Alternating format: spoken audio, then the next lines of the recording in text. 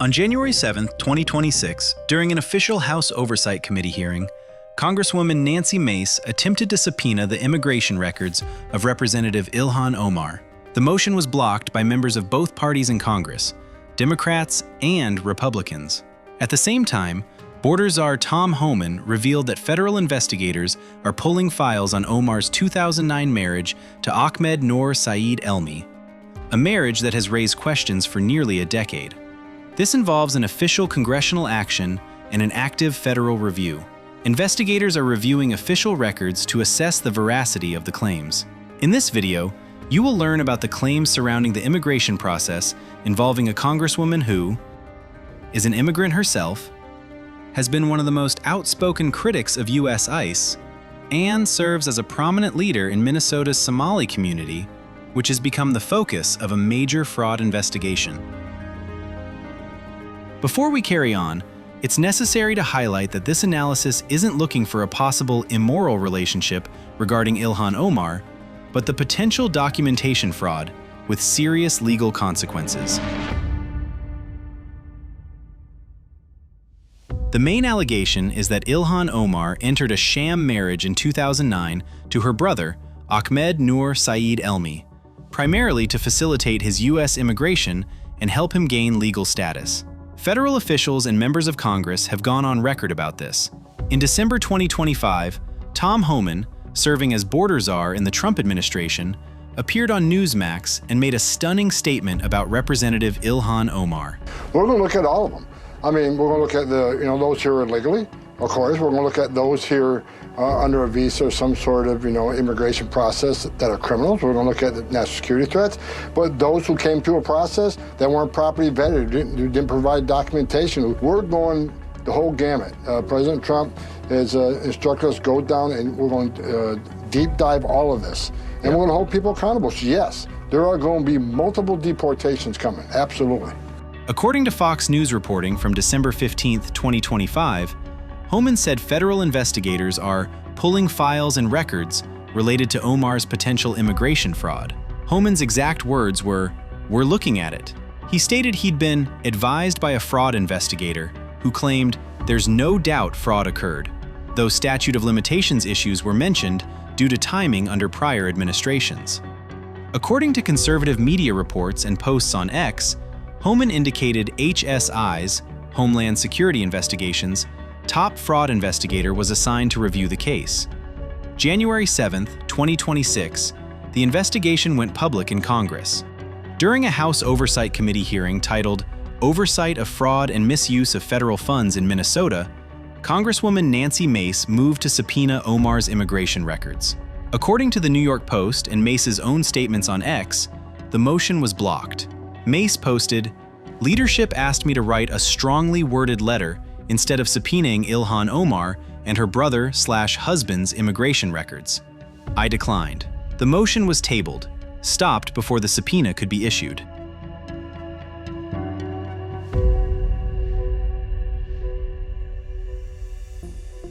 The claims examined here are based on public records and reporting by local investigative outlets, which have raised questions they say could not be dismissed as mere coincidence.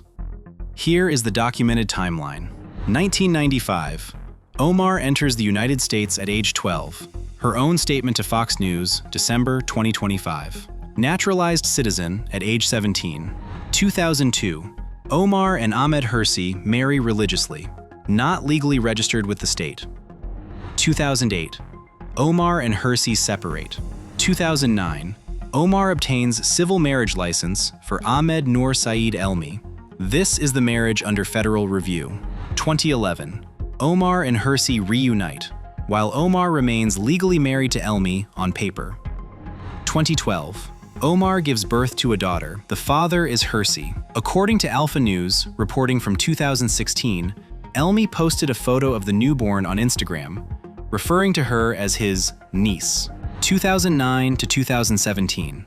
According to sources like The Blaze and the New York Post, Omar legally married to Elmi for 8 years, while living with and having children with Hirsi. 2017. Omar files for divorce from Elmi. 2018. Omar legally marries Hirsi. The Minnesota Star-Tribune investigated in 2016 and concluded Omar left many unanswered questions on the table. In 2019, after further review, they issued this statement. They could not conclusively confirm nor rebut the allegation that Elmi is Omar's sibling. The newspaper noted Omar refused to provide records, respond to a list of questions, or allow interviews with family members that could resolve the issue. For context, marriage-based immigration requires extensive proof the marriage is genuine: joint taxes, shared bills and leases, bank accounts, photos, witness statements, and interviews. Without this evidence, officials can only verify the marriage certificate is legally valid. That alone is almost never enough for approval. In practical terms, completing this process without substantial documentation is highly unusual.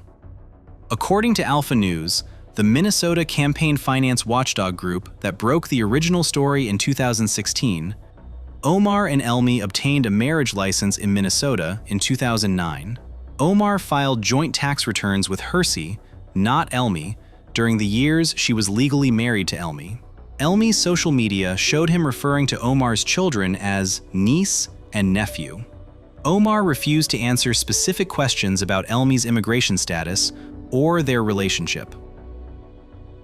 If you see value in this kind of content, hit that like button and subscribe. Every week, we're posting new analyses.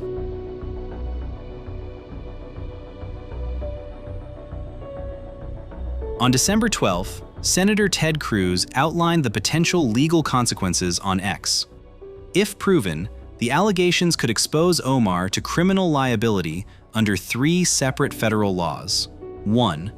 Federal marriage fraud, 18 U.S.C. Section 1325, C, up to 5 years in prison, $250,000 fine. 2.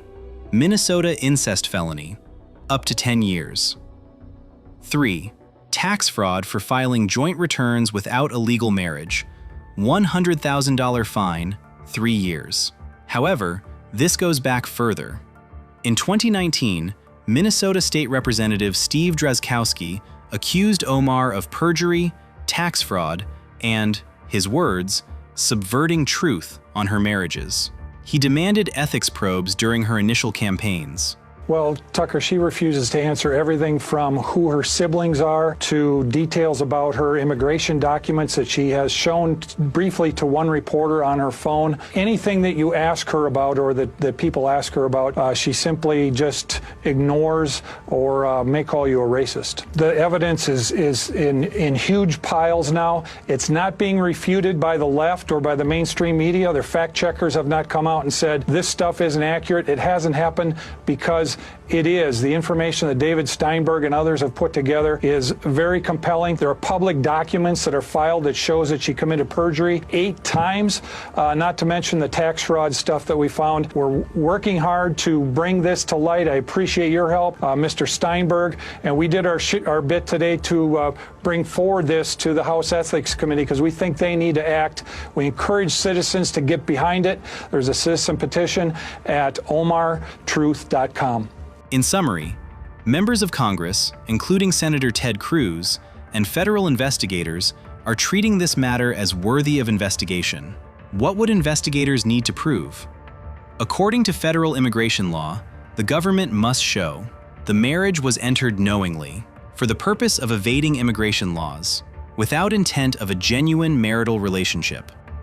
Evidence typically includes interviews revealing inconsistencies, lack of joint finances, residence, or shared life, timing patterns suggesting convenience rather than relationship, conflicting statements or documentation. Tom Homan indicated the federal review would examine immigration files from Omar's naturalization, marriage license applications, tax return patterns, social media posts, family relationship documentation. The investigation is in the record-pulling phase. No charges have been filed.